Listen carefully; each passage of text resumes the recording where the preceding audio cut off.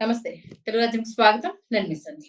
IPS Uday Krishna Reddy అంటే చాలా మందికి ఒక కానిస్టేబుల్ నుంచి అంచెలంచెలుగా ఎదిగి ఒక కూరగాయలు అమ్ముకునే వ్యక్తి ఐపీఎస్‌కి వెళ్ళడము అనేది మన 2 తెలుగు రాష్ట్రాలు చాలా గర్వంగా చెప్పుకున్న ఒక స్టేజ్ నుంచి ఇప్పుడు ఇలాంటి వాడిన మనం సపోర్ట్ చేసింది అనే పరిస్థితికి ఉదయ్ కృష్ణారెడ్డి తీసుకురావడం జరిగింది. ఎందుకంటే తనతో తోటి ట్రైనీ ఐపీఎస్ పట్ల తను వ్యవహరించిన తీరు, అది ఎంత దూరం తీసుకెళ్లాడు, తిరిగి సీన్ కట్ చేస్తే ఒక్కరు కాదు సార్ గారి ఖాతాలో చాలా మంది బాధితులు ఉన్నారు అన్న విషయం ఇప్పుడు తెర మీదకి రావడంతో పెద్ద సెన్సేషన్ అవుతుంది. డీటెయిల్స్ లోకి వెళ్ళే ప్రయత్నం చేద్దాం. కృష్ణకుమారి గారు మనతో ఉన్నారు. ఆవిడ మాటల్లో మరింత సమాచారం తెలుసుకుందాం. కృష్ణకుమారి గారు నమస్తే. నమస్తే. ఏంటి ఉదయ కృష్ణారెడ్డిది అంటే ముందే తెలియడము బెటర్ అయిందని అనాలా? లేకపోతే అనవసరంగా ఇరికిస్తున్నారు అంటూ అతన్ని అభిమానించే వాళ్ళు ఇంకో వాదన తెర మీద తీసుకొస్తున్నారు. ఈ మధ్య కాలంలో కొంతమంది పోలీసులు వ్యవహరిస్తున్న తీరు మనం చూసాము. రీసెంట్ గా జూబ్లీ హిల్స్ లో జరిగిన ఇన్సిడెంట్ మనం చూసాము. ఎలా బాధితురాలు వస్తే తనను తన దగ్గరనే బ్లాక్‌మెయిల్ చేసి డబ్బులు లాగడము అనేది. ఒకవేళ ఇలాంటి ఉమనైజర్ నిజంగానే ట్రైనింగ్ కంప్లీట్ చేసుకొని పోస్టింగ్ లోకి వచ్చి ఉండుంటే పరిస్థితి ఎలా ఉండేదో అంటే వస్తున్న లీక్‌లకు సంబంధించి చూస్తే భయమేస్తుంది. ఓవరాల్ ఎపిసోడ్ గురించి ఏం చెప్తారు? ఈ ఓవరాల్ ఎపిసోడ్ లోనండి ఈ ఉదయ్ కృష్ణారెడ్డి మొదటిసారిగా ఎప్పుడు వార్తల్లోకి వచ్చాడంటే, అతను కానిస్టేబుల్ గా పనిచేస్తూ పై అధికారి వేధింపులకి తట్టుకోలేక రిజైన్ చేసి అతను 4 సార్లు యూపీఎస్సీకి ట్రై చేసి 5వ సారి సాధించిన సందర్భంగా ఒక ఉమ్, ఒక పర్సనాలిటీ డెవలప్మెంట్ ఒక విజేత, విశ్వ విజేత లాగా అతన్ని చాలా మంది ఉత్సాహంగా, అలాగే అతను ఒక మార్గదర్శకంగా ఉంటాడు అని చెప్పి చాలా మంది ఇంటర్వ్యూలు చేశారండి. అతను చాలా ఛానల్స్ కి ఇంటర్వ్యూ ఇచ్చాడు అతను.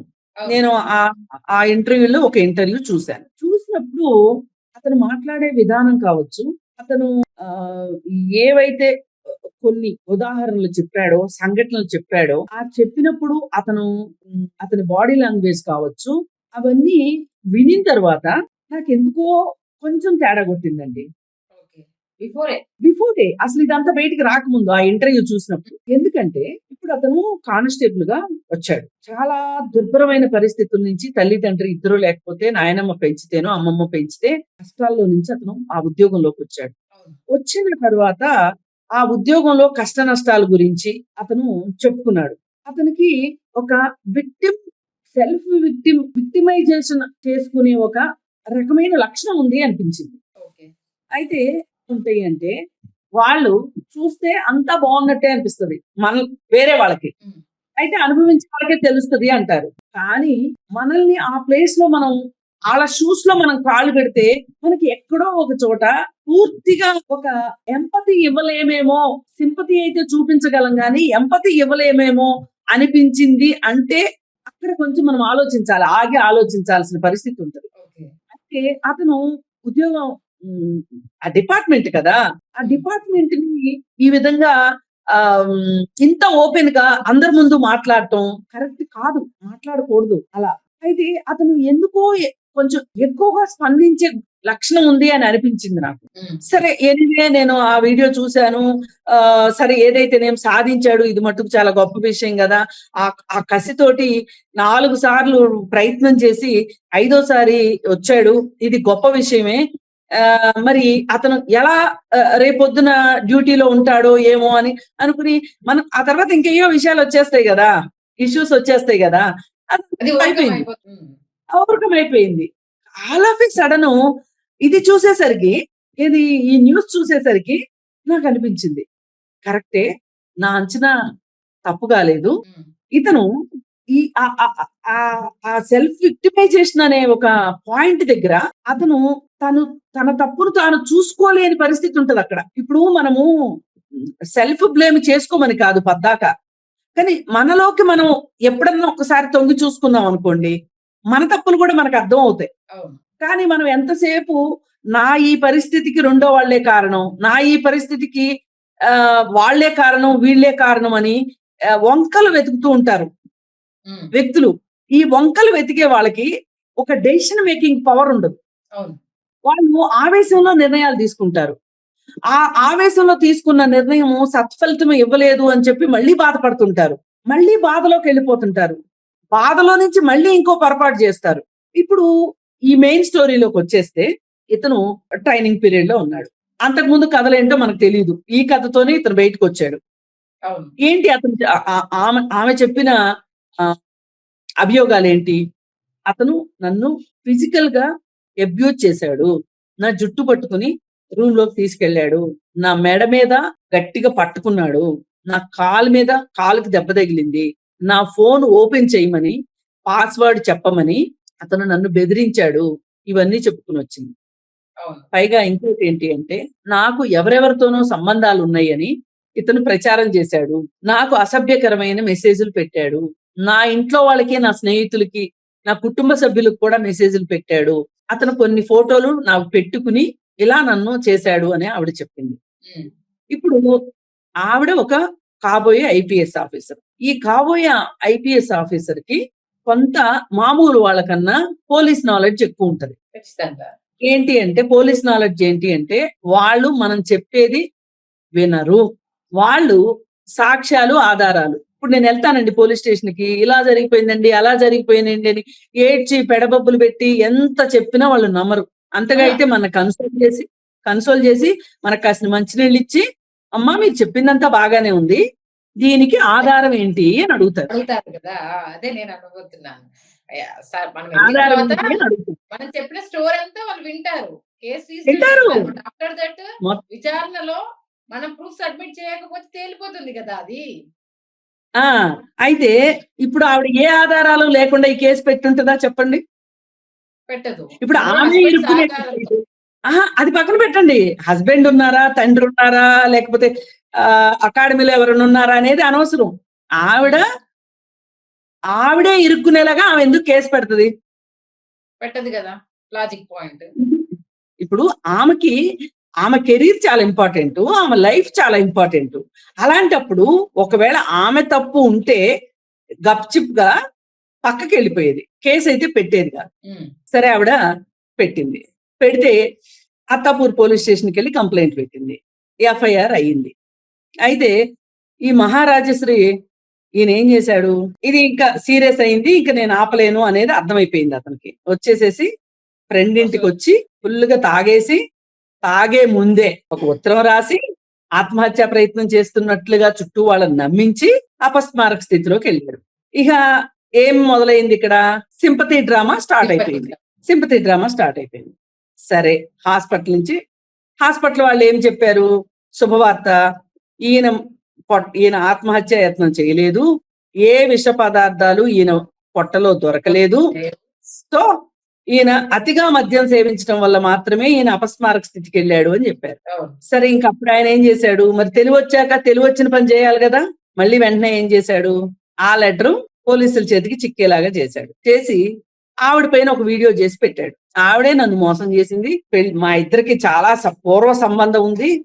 ఆమె పెళ్లి చేసుకుంటానంది. నన్ను మోసం చేసి వేరే అతన్ని పెళ్లి చేసేసుకుంది. సరే పోనీలే నా జీవితంలో నుంచి వెళ్ళిపోయింది. ఆమైనా సుఖంగా ఉండాలి అని చెప్పి నేను మురళీకృష్ణ సినిమాలో పాటలన్నీ పాడేసుకున్నాను. ఎక్కడ ఉన్నా ఏమైనా నీ సుఖమే నేను కోరుకుంటాను. అయితే కూడా మళ్ళీ ఆవిడ వచ్చి ఆ రోజు నిన్ను వదులుకుని తప్పు చేశాను. ఇప్పటికీ నువ్వంటే నాకు చాలా ఇష్టం. నువ్వు వేరే అమ్మాయిలతోటి నీకు సంబంధాలు ఉన్నాయి అని తెలిసి నేను అపోహపడి నేను వేరే పెళ్లి చేసేసుకున్నాను. అయినా కానీ మన ఇద్దరము వివాహేతర సంబంధాన్ని కొనసాగిద్దాము అని చెప్పింది అని చెప్పాడు ఈ పెద్ద మనిషి. నేనే ఈమెను వేధిస్తున్నట్లుగా వాళ్ళ భర్తకి చెప్పింది. వాళ్ళ భర్త ఏమో నాకు ఫోన్ చేసి నన్ను తిట్టాడు. అందుకు నేను నా దగ్గర ఉన్న వీడియోలు అక్కడికి పంపాల్సి వచ్చింది. అదర్వైజ్ నేను పంపేవాడిని కాదు. నాకు ఏ పాపం తెలియదు అని చెప్పి ప్రదక్షిణాలు చేసేసాడండి మీడియా ముందు, ఆ ప్రజల ముందు, సమాజం ముందు. అయితే చాలా మంది అవును కదా, ఇది నిజమే అయి ఉండొచ్చు కదా అనుకుంటారు. ఇతను కోపంలో అలా పంపించాడు. అతని జీవితాన్ని నాశనం చేసింది. ఈ ఆడవాళ్ళు ఇంతే, ఉమెన్ కార్డు తీస్తారు అని చెప్పి ఈ కథలకండి స్పందించి సాక్షాత్తు కళ్ళు, చెవులు, హృదయము లేని కొన్ని మీడియా సంస్థలు డిబేట్లు పెట్టేసినాయండి. ఇది అన్నిటికన్నా బాధ. ఒక మీడియా పర్సన్ గా నేను ఫీల్ అవుతున్నా దీనికి. ఏ సంబంధం లేకుండా అక్కడ వరకు వెళ్తదా అని అంటే బుక్కలు నొక్కున్న ఇప్పుడు వాళ్ళు. చాలా మంది కృష్ణకుమారి గారు ఒక పాయింట్ ఏంటంటే, కొన్ని ఇలాంటి సందర్భాలు వచ్చినప్పుడు ఆమెకు వివాహం అయిపోయింది. ఇతను వచ్చినప్పుడు మొదట్లోనే అకాడమీలో కంప్లెయింట్ చేసుంటే బావుండేది గదా! భర్తతో వివాహం అయిన తర్వాత మళ్ళీ ఇతనితో సంబంధం కొనసాగించడం ఎంతవరకు కరెక్ట్? మరి ఆమె తప్పు కాదా? అన్న ఈ పాయింట్ చాలా చాలా రైజ్ చేస్తున్నారు. చాలా చాలా అసలు డిస్కషన్సే పెట్టారండి. హ్మ్. గ్రూప్ డిస్కషన్స్ పెట్టేశారు. ఇది బాధాకరం. సరే ఫైనల్ కి తేలింది ఏంటి అంటే ఇతను క్వాష్ చేసుకున్నాడు. క్వాష్ అవ్వలేదు. ఈలోపు అత్తాపూర్ పోలీసులు ఇతను అరెస్ట్ చేయడానికి చూశారు. ఎక్కడ కనిపించలేదు. సరే చివరికి దొరికాడు. దొరికిన తర్వాత తేలింది ఏంటి అంటే ఆమె మెడ పైన గుర్తులున్నాయి. మొత్తం ఒక మహిళా ఆఫీసరు మొత్తం విచారణ చేసింది. పైగా ఇతను చేసింది ఏంటి అంటే ఈమె ఇతని ప్రవర్తన నచ్చక, ఇతని దురుసు ప్రవర్తన నచ్చక, ఇతని ఓవర్ పొసెసివ్నెస్ నచ్చక చనిపోతాను అని బెదిరింపులకి భయపడిపోయే అమ్మాయి ఇతన్ని దూరం పెట్టింది. అసలు ఎలా పరిచయం వీళ్ళకి అంటే ఇతని స్టోరీ ఫేస్బుక్ లో చూసి ఆమె పలకరించింది నిజానికి. కానీ ఆమె ఏవో కొన్ని సెలవులు తీసుకోవటం వల్ల ఇతనితో పాటు ట్రైనింగ్ తీసుకోవాల్సిన పరిస్థితి వచ్చింది. సరే ఇతనిది గమనించిన తర్వాత అమ్మో ఇతనితోటి కొంచెం కష్టంలే అని అనిపించి ఆవిడ వేరే అతన్ని ఇతనికి టాటా బై బై చెప్పేసేసి వేరే అతన్ని పెళ్లి చేసుకుంది. తప్పేం కాదు కదా. అంటే బ్రేకప్ చెప్పకూడదా? అంటే ఇలాంటి మనస్తత్వాన్ని భరించాల్సిందేనా ఆవిడ చాలా సందకాడే కనిపెట్టింది. ఏ మాటకా మాట పక్కకి వెళ్ళిపోయింది. ఆవిడ్ని ఎలా అయినా సరే వేధించాలి అని ఇతను చేసిన దాడి ఫిజికల్ గా అతను చూపించింది అదంతా ఆమెను భయపెట్టి మభ్యపెట్టి ఆమెని ఇంకా ఆమె నన్ను నో అంటదా. ఇది అసలు బాధ. ఆ ఈగోయిస్టిక్ మెంటాలిటీ చూసారా, సెల్ఫ్ విక్టిమైజేషన్ వ్యవహారం చూసారా, ఇవాళ నా ఈ కష్టం మొత్తానికి ఆవిడే కారణం అని అనుకునే ఒక మనస్తత్వం చూసారా, అది అతన్ని ఇక్కడ దాకా తీసుకొచ్చినాయి.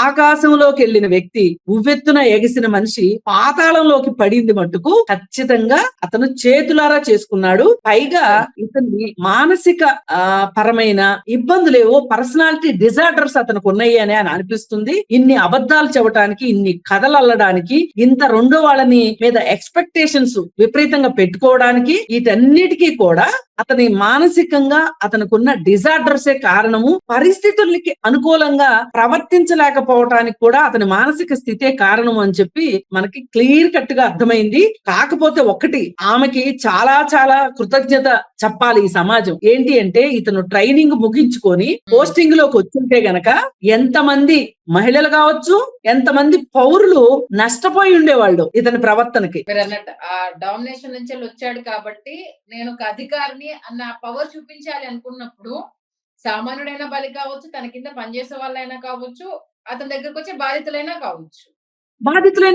చూసాం కదా ఇప్పుడు శ్రీనివాస్ రెడ్డి ఏం చేశాడు. పైగా ఇప్పుడు అతని ఫోను, అతని ల్యాప్టాప్ అవన్నీ విశ్లేషిస్తే తెలిసింది ఏంటంటే సార్ ఖాతాలో ఇంకా చాలా మంది ఉన్నారండి, బాధితులు ఉన్నాయని. పైగా అతను చాలా సూపర్ హీరోగా ఫీల్ అవుతాడండి. చాలా గ్రాండియర్ ఫీలింగ్ ఉంది అతనికి. ఒక సందర్భంలోనేమో నన్ను మించిన వాడు లేడు అనుకుంటాడు. కొన్ని సందర్భాల్లోనేమో పూర్తి లోకి వెళ్ళిపోతాడు. ఈ లోకి వెళ్ళిపోయిన సందర్భం ఏదైతే ఉంటదో అప్పుడు ఆ హైలో ఉన్నప్పుడేమో నేనే గ్రేట్ అనుకుంటాడు. ఈ లోకి వెళ్ళినప్పుడేమో చుట్టూ అందరూ నాకు అన్యాయం చేస్తున్నారు అనుకుంటాడు. ఈ రెండు కూడా ఇది ఒక బోర్డర్ లైన్ పర్సనాలిటీని చూపిస్తుంది. ఒక రకంగా దీన్ని ఒక సైకియాట్రిస్ట్ గాని, ఒక సైకాలజిస్ట్ అయితే ఇంకా చాలా బాగా విశ్లేషించగలుగుతారు. ఏది ఏమైనానండి, ఇప్పుడు ఇతను ఇలా ఉన్నంత మాత్రాన ఇతని జీవితం అంతా ఇలాగే ఉంటాడని గాని, ఉండాలని గాని నేను కోరుకోనండి. ఇలాంటి పరిస్థితి నుంచి అతను బయటపడాలి. అతనికి థెరపీస్ కావచ్చు, కౌన్సిలింగ్స్ కావచ్చు అవసరము అని నాకు అనిపిస్తుంది. ఒక విపత్కర పరిస్థితుల్లో నుంచి ఒక ఫ్యామిలీ, ఒక రక్షితమైన కుటుంబ వ్యవస్థ నుంచి, కుటుంబం అతనికి లేదు పాపం, తల్లి తండ్రి లేకపోవటంతో ఆ పరిస్థితుల్లో అతను ఎన్నో బాధలు కష్టాలు పడి ఉండి ఆ బాధలు కష్టాలు అవమానాల్లాగా ఫీల్ అయ్యి మరి దాని నుంచి అధిగమించాలి అని చెప్పి చాలా మొండితనము, పట్టుదల, ఒక రకమైన అది మామూలు మనస్తత్వం కాదండి. ఇది కావాలంటే కూడా వచ్చేది కాదిది. మరి ఆ అవును. పరిస్థితులు కూడా అతనికి ఆ విధంగా అవ్వడానికి పురికొల్పాయని చెప్పొచ్చు. ఎనీవే అతను ఇలాంటి క్లిష్ట పరిస్థితుల్లో నుంచి కూడా యూపీఎస్సీ చేయగలిగాడు అంటే, అతను ఖచ్చితంగా శక్తి సామర్థ్యాలు ఉన్న వ్యక్తే. అవును. ఇలాంటి శక్తి సామర్థ్యాలు ఉన్న వ్యక్తుల్ని ఈ మానసిక పరమైన డి డిజార్డర్స్ ఏవైతే ఉన్నాయో, అపసవ్య ధోరణులు ఏవైతే ఉన్నాయో, వాటికి సంబంధించి డీల్ చేయాల్సిన అవసరం అయితే ఉందండి. ఖచ్చితంగా. ఖచ్చితంగా అతను, అతను వీటన్నిటి నుంచి బయటపడి ఆహ్, అతను శక్తి సామర్థ్యాలతోటి అతను నలుగురికి స్ఫూర్తి కావాలి అని నేను కోరుకుంటున్నాను. ఇప్పుడు ఇతను ఇండైరెక్ట్‌గా ఎంతో మందికి ఒక కనువిప్పు కలిగిస్తున్నాడు. ఇది గూడా మనం గమనించాలి. ఖచ్చితంగా. అవును. అదేంటి అంటే ఎవరైనా సరే తల్లిదండ్రులు వాళ్ళ పిల్లలు ఈ విధంగా స్కూల్ నుంచొచ్చి విపరీతంగా కంప్లెయింట్లు చెప్పటం గావచ్చు, సిబ్లింగ్స్ మీద కంప్లెయింట్లు చెప్పటం గావచ్చు, నా ఈ పరిస్థితికి పలానా వాళ్ళు కారణం, పలానా వాళ్ళు కారణం అని బ్లేమింగ్ చేయడం గావచ్చు, అలాగే ఒక అగ్రెసివ్ ధోరణిని చూపించటం గావచ్చు, అలాగే అకారణంగా హింసించటం. చిన్నప్పటి నుంచే తెలిసిపోతది.